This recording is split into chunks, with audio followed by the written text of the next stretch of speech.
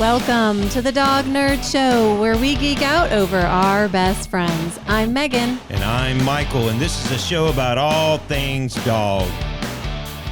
Hey everybody, welcome to the show. Today we are talking about a beautiful sporting breed, the Vizsla. And this breed is something that I love. Before we jump into it, this episode is brought to you by the Riley Carson book series. Riley Carson is like Nancy Drew meets Animal Rescue. It is for kids 9 and up or dog lovers of all ages. Now, the Vizsla is a breed that I love because I grew up with my best friend and her family had 2 of them. Yeah, they are super, super cool. And, I can't wait to meet them. We're not going to just meet one Vizsla. We're going to meet 3 Vizslas. So, yeah. So without further ado, let's meet the beautiful, wonderful, and versatile Vizsla. All right, we are here today with Patrick talking about Vizslas, and tell us who these 3 lovely boys are. They're all boys. That's Sammy. He's the oldest. This is Enzo. He's 5 years old, and this is Waylon, 1 year old. Awesome. Now, Vizslas, they're hunting dogs? Yes, they are. Okay. And if somebody was thinking about getting a Vizsla, what would they need to know about their activity level? They're pretty high activity level dogs. I wouldn't recommend expecting a lap dog at all. They need a lot of mental stimulation, a lot of physical exercise. Okay, so if you're a couch potato and you want to sit at home on the weekends, this is not the dog for you. I wouldn't recommend it, no. Okay. They need a lot of work. Would they be a good dog for a first-time dog owner? One that's interested and willing to do the research. Okay. There's all types of information out there, especially on the internet. And we're the first-time dog owners after retiring. We've got these guys. So yes, we had a good breeder. You would definitely want to have a good, responsible breeder, a supportive breeder. Yes. Otherwise, well, you may run into problems. Yeah, and we've talked about the health problems and the mental problems that you can get if you don't have a good breeder. If people want a non-shedding dog, is this the dog for them? No, not necessarily, no. They shed, but it'll be short hair they shed. Yeah, lots of little tiny hairs that get woven through your clothes, Yeah, right? it's almost like little fish hooks. Oh, gosh. And are they big barkers? It depends. Okay. It's an individual trait. Okay. We have one that's a loud mouth, he barks all the time, and these other 2 are pretty quiet. Okay. So, yeah, it's not a breed specific trait. Okay. Do they have any health concerns as a breed that we should know about? They're not really. I mean, there are a few, but it's not like some breeds that have hip dysplasia or that, but there are some health issues. Okay. Overall, like grooming, it looks fairly easy with this breed. Is that correct? It is. I mean, nail care, that's a big deal, and then just a little bit of wiping down. It's fairly simple, and ear care. Okay. With the long floppy ears, they'll tend to build up a lot of stuff in the ears if you don't clean them out regularly. Okay, is that like a weekly thing?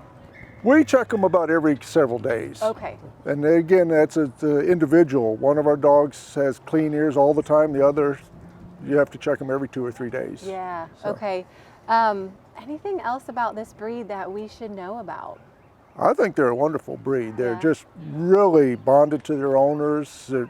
They're called Velcro Vizslas because they just love being with their owners, and they're so versatile. I mean, we do a multitude of things with them. We do scent work, we do obedience, we do rally, we do conformation. We've taken them hunt test. I mean, they're a blast to be with. And you said they just did hunt testing and they Yeah. did really well? Yeah, with no training, minimal training, Wow. and got their titles in 1 weekend for a Wow. junior hunter. Wow. So yeah, I'm very proud of the boys, but and their temperaments are really, really good.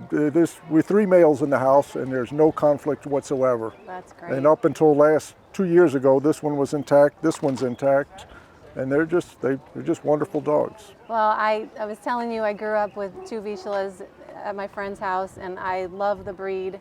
They were great family dogs because they were kept very active. You know, they did a lot of hunting and a lot of activities, so they were wonderful, and I just really appreciate you taking the time to tell us about this breed. Thank you.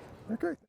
How lovely were those 3 boys? Oh, they're super cool. I don't have a lot of experience with the Vizsla. Like, I knew there was a dog called a Vizsla, but I couldn't probably have picked one out until I saw this, and I'm like, oh, this is a really cool dog. Yeah, they're having grown up with them, I know that my friend's dad did a lot of hunting.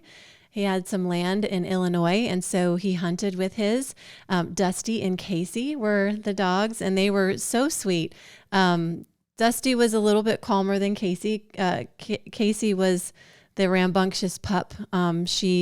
She was very high energy. Dusty had mellowed with age a little bit, but sweet, sensitive dogs. Mm-hmm. And what I read about the breed is that you have to use positive reinforcement training with them because they are so sensitive.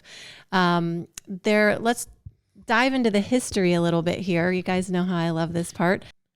So I know they're from Hungary, right? Yes, they are. So the Magyar people were like tearing through, they left Russia and they were tearing through Europe, conquering people this way and that way. And they bred, so the cavalry, the Magyars' horses and their cavalry had speed, agility, and toughness. And apparently and this is according to the akc.org, they bred these qualities into their dogs too. So, and I can say that, speed and agility for sure. I don't know how tough the Vizslas were that I was around. But of course the breed changed over time and sure, as became more domesticated. Yeah. So they got refined to the modern Vizsla, and they're basically an all-purpose hunting dog. They, I read that they could hunt in the water or out of the water, which I did not know that they did any in-water hunting. I didn't either, yeah. I thought they were just bird hunters. So if anyone knows about that, please let us know. But this part was interesting. So this is your Jeopardy question answer. The first Vizsla came to America in 1950, and it was smuggled out of communist Hungary and with the help of a U.S. State Department employee. So that's pretty interesting. Wow. Well, obviously they had to get another one out of there too, right? Right. Yeah, to breed them.